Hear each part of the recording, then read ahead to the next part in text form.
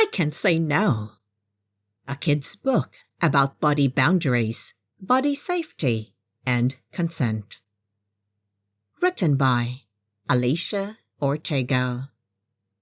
Narrated by Julie Griffiths.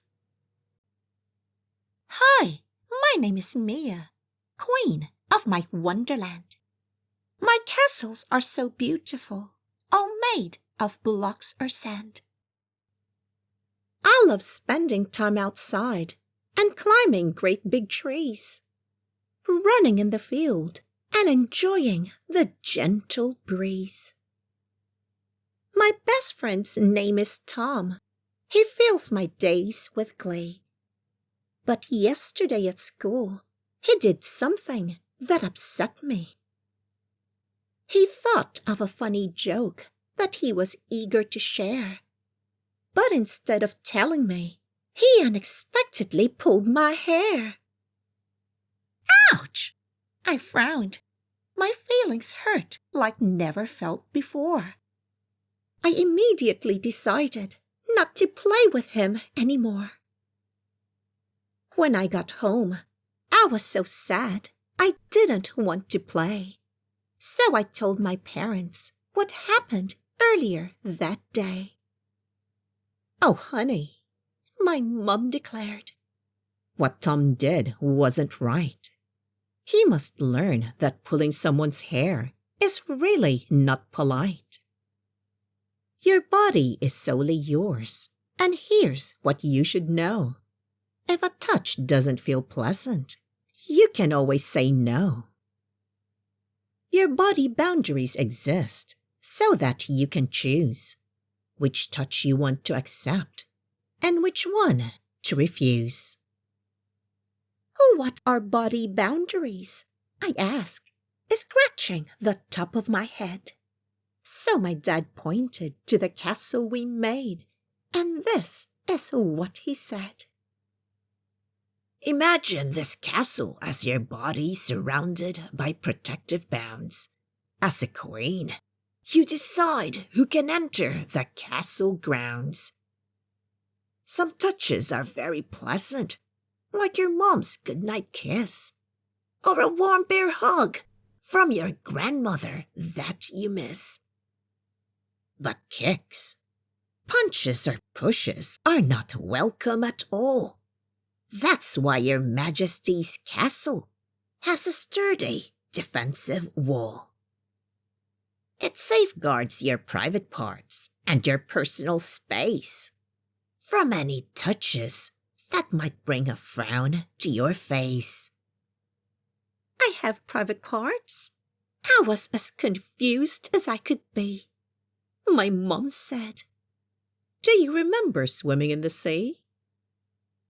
Your private parts are the ones under your swimwear. Without your express permission, no one touches there." "But how will I know if a touch will be unpleasant for me?" "You'll know," my dad said. "You are my smart bumblebee. Just listen to what your body says. It will always do you right. An unsafe touch will upset you, like having a little fright. These feelings can come from anyone, a friend or a stranger. But your safety team will help you when your body senses danger." Wow! My eyes lit up. A safety team sounds cool. Your safety team is the people you trust at home and school. They are always there for you, guarding your castle too. So if someone violates your boundaries, what is it that you'll do? I can say no. Don't touch me. I'll yell and scream. I will run to get help from my safety team. From my safety team, there is no secret that I should hide. My safety team will protect me and always be by my side. But what about doctors and dentists? Is their touch okay? Because when I go for checkups, I want to run away. Their touch is different, since they keep us healthy and strong. Yes, we may be afraid of doctors, but their touch is not wrong. Sometimes their touches can be unpleasant and irritating too. But when you go for checkups, someone always goes with you. I sighed, thinking with one more puzzle in my head. What if someone has good intentions, but ends up hurting me instead? Like my Aunt Betty, I know she means no harm, but I don't like it when she pinches my cheek or gently punches my arm. I don't want to hurt her feelings. I love her very much. Is there a polite way to say, I don't enjoy that type of touch? You can always say no, and instead just shake hands. The one who loves you respects your feelings and always understands. The next time my aunt was visiting and spent the day with us, I told her what was bothering me, and she didn't make a fuss. I told Tom what I didn't like, what I would not tolerate. He said, "I'm sorry I pulled your hair," and that made me feel great. The next day, whilst playing with my friend on the playground, I noticed a strange look on her face as I spun her around.